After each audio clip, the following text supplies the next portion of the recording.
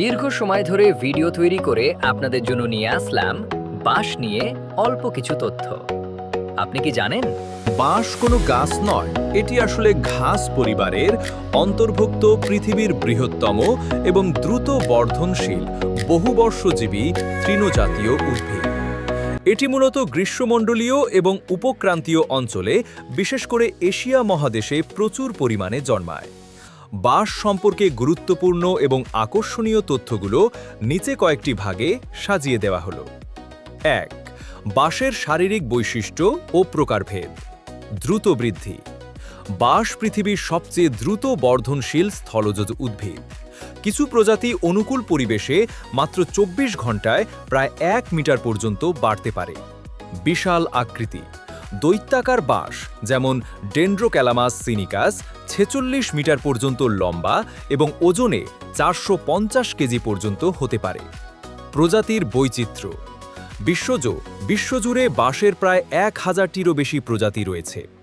বাংলাদেশ বন গবেষণা institute BFRI বাংলাদেশে প্রায় ৩৩টি প্রজাতি সংরক্ষণ করেছে, যার মধ্যে মুলি, তল্লা, আইক্কা, মাকলা ও বরাক বাঁশ অন্যতম। বৃদ্ধি চক্র।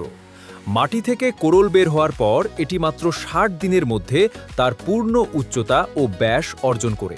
এরপর আর মোটা বা লম্বা হয় না। ২.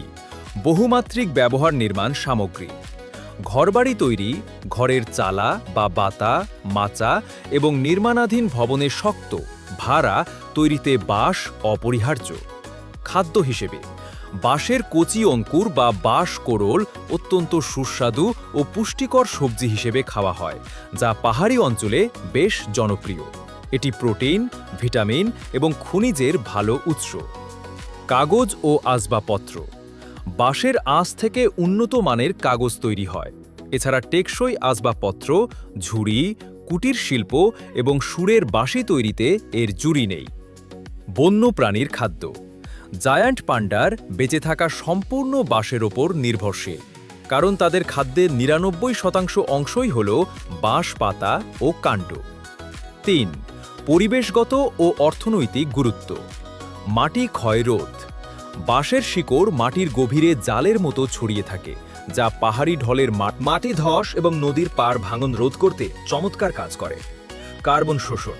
এটি অন্যান্য গাছের তুলনায় অনেক বেশি দ্রুত কার্বন ডাই অক্সাইড শোষণ করে এবং বায়ুমণ্ডলে প্রচুর অক্সিজেন ছাড়ে। অর্থনৈতিক সম্ভাবনা। কম খরচে ও অনুর্বর মাটিতেও বাঁশ চাষ করা সম্ভব হওয়ায় একে গ্রামীণ অর্থনীতির অন্যতম অর্থকরী হাতিয়ার বা মিরাকল প্ল্যান্ট বলা হয়। বাঁশ চাষের সঠিক পদ্ধতি, বাণিজ্যিক সম্ভাবনা কিংবা কোনো নির্দিষ্ট প্রজাতি সম্পর্কে বিস্তারিত জানতে চাইলে নিচে জানাবেন।